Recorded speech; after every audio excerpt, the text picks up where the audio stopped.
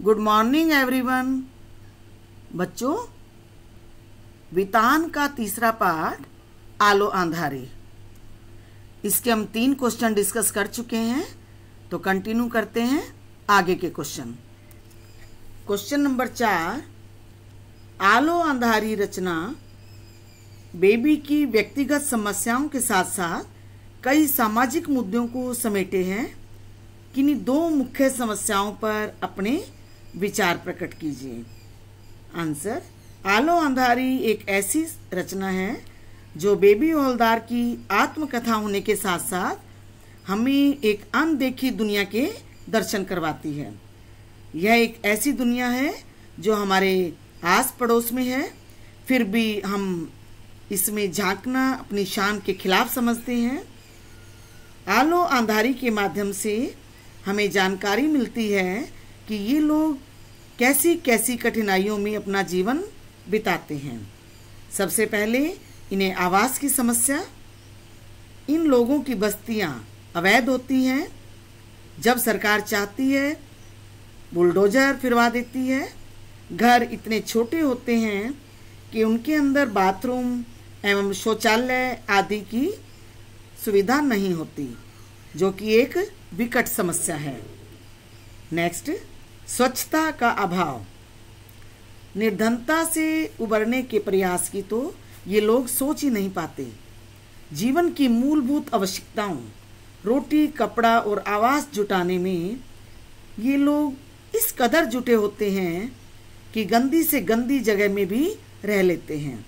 नालियों, कूड़ेदानों आदि के निकट बसी इन बस्तियों में अनेक बीमारियों के फैलने का भय बना रहता है। ये लोग इसी माहौल में रहने के लिए मजबूर हैं। कुछ और समस्याएं भी हैं जो हम महसूस करते हैं। बाल श्रम की समस्या। लेखिका का बड़ा लड़का कम उम्र में किसी के यहाँ काम कर रहा है। उसे काम करता देख तातुश बाबू आपत्ति उठाते हैं और कहते हैं कि छोटी उम्र के बच्चों से काम करवाना गैर कानूनी है। उसे ऐसी जगह काम लगाना चाहिए जहां वह काम करते करते पढ़ सके या सीख सके। परित्यक्ता स्त्री की दशा। बेबी हवलदार एक परित्यक्ता स्त्री है।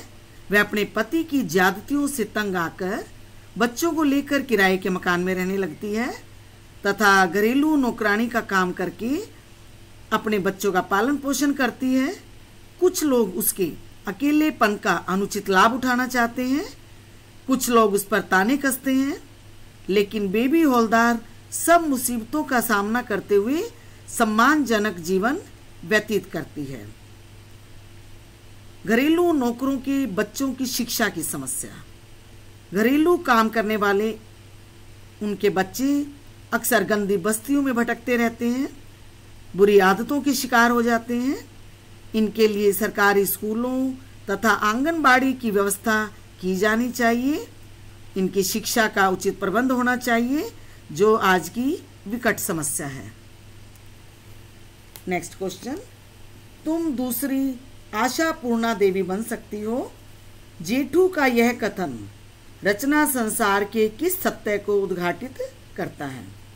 आंसर, रचना संसार और इसमें रहने वाले लोगों की अपनी एक अलग ही जीवन शैली होती है। रचना संसार किसे कहा गया है? जो लेखन कार्य करते हैं। ये लोग लेखन कार्य के लिए सारी सारी रात जाग सकते हैं, जागते भी हैं। तुम दूसरी आशापूर्णा देवी बन सकती हो। जेठू का यह कथन बेबी को यही बात समझाने के लिए था। जेठू ने यह भी समझाया कि आशापूर्णा देवी भी सारा कामकाज करके रात रात भर जो है लिखती है जब सब लोग सो जाते हैं। यह सच है कि रचना संसार में अर्थात लेखन के कार्य में लेखन का एक ऐसा नशा होता है जैसा मुंशी प्रेमचंद जी को भी था, जो कई मील पैदल चलकर आते। खाने पीने का ठिकाना न था, फिर भी डिबरी की रोशनी में अर्थात दिए की रोशनी में कई कई घंटे बैठकर लेखन कार्य करते थे। ऐसा ही बेबी हौलदार ने भी किया। जब सारी झुग्गी बस्ती सो जाती तो वह लेखन कार्य करती थी। लास्ट क्वेश्चन, बेबी की जिंदगी में तातुश का परिवार न आया होता तो उसका जीवन कैसा होता? कल्पना करें और लिखें। आंसर, बेबी के जीवन में तातुश एक सौभाग्य की भांति है। तातुश जैसे लोग सबको नहीं मिलते। यदि वे बेबी के जीवन में न आते तो बेबी स्वयं कभी अपनी योग्यता को पहचान न पाती। उसी गलीच माहौल में बेबी नरक भोगती रहती, घर घर झाड़ू बर्तन करती घूमती रहती। जो लोग उसे बुरी नज़र से देखते थे शायद उनका शिकार भी हो जाती। उसके बच्चे कभी स्कूल का मुंह न देख पाते और शायद उससे सदा के लिए बिछुड़ भी जा सकते थे। उसका बड़ा बेटा कहाँ काम कर रहा है यह तातुश ने ही खोजकर पता लगाया था।